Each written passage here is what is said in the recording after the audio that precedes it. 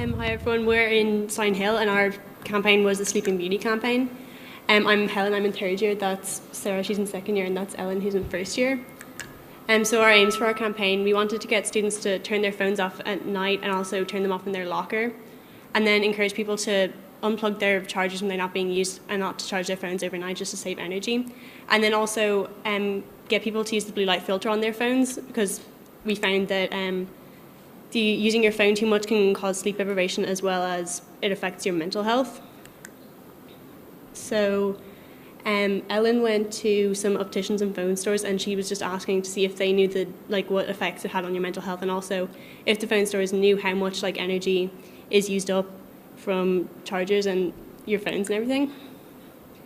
So Sarah measured vampire power, which is the power that a charger uses up when it's not plugged into a phone. And we ran 2 surveys to see how much people were using their phones. And so for awareness, we launched our campaign in our tutor class to our years, and then we also made some intercom announcements and we showed an animated video in our school concert.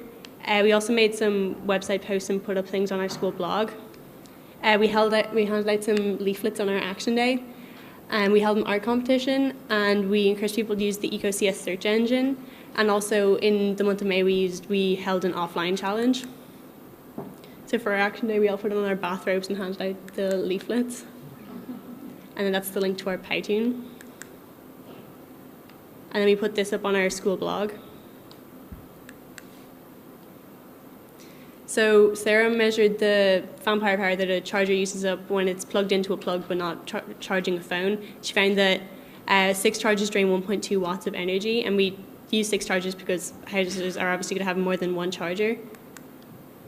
And then this is Ellen with the survey results we had. And then for our competition, we had students made some beds for their phones, and they made some art competitions to advertise for our campaign. We also encourage students to use the Moment app, which monitors how much time you're spending on your phone. And then we also had them look at the Fairphone, which is the first ethical smartphone where you can replace all the pieces of it. In May, we ran a challenge to get students to go offline unless they were using their phones or the internet for school. And then these are some of the pictures we used to encourage them.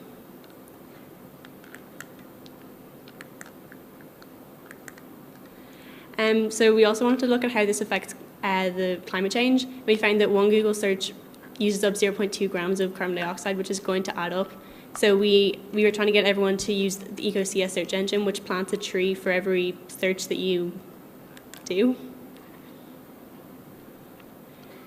So for our follow-up survey, we found that a lot more people were aware of the dangers on your mental health and also how much energy it uses up, and they knew about vampire power. And they were making an effort to not use their phone at night and unplug their chargers and leave their phones off. So we think that in total we reached around 1,000 people through our Powtoon, our action days, our emails and our different events. So we hope that in over a year our campaign could save over 75,000 watts of energy and a lot of money as well. And so then, as a result, everyone was making an effort to turn off their phones and all that and saving energy. Thank you. Thank you very much. Thank you very much. You can stand by these microphones here, and you have 2 minutes of questions and answers, and they won't start until the first question has been finished. 2 minutes. Girls, that was great. I have to say, it really struck a chord with me because I'm a culprit on all of them. I leave my charger plugged in. I use my phone too late at night. So I'm really interested in following it up. I love the link on the health and well-being. I suppose I was curious about the Moment app just as a separate one as to how that works and how then it leads to people turning off the phone. Well, I think it just, you have it on your phone and it monitors, how much time you're spending on your phone. And I think once you see, I spend so much time on my phone, so I think seeing that, all those hours you spend, it kind of encourages you to, stop and put your phone down and leave it for a while. And do you find that it's changed your behaviour, the three of you? So how many hours less a day are each of you have your phone turned on? No, I'd say a good maybe 2 hours, I'd say. Oh, cool. That's a good result. I'm going to pass you over to Annette. Thanks. You seem to do a really broad range of activities, and we all really like that link between energy saving but also well-being, which brings it home, I suppose, to people. If you were to pick the most effective thing that you did, what would you say it was? I'd say our action days reached out to everyone in the school because we did them during lunch and break when everyone was in the areas where we did them. And that encouraged people to tell their family members about what we were doing. Okay. And was that when you wore your robes and kind of were in their faces so that they wondered what was going on, I suppose? Yeah. Which is a really good idea. We kind of made ourselves more aware by having posters up, and we handed out surveys during the action days, and yeah. Okay, super. And you must have done a lot of research at the start that you found out about these different apps and going to the shops. Who was the person who went to the shops? It was you? I did. Yeah.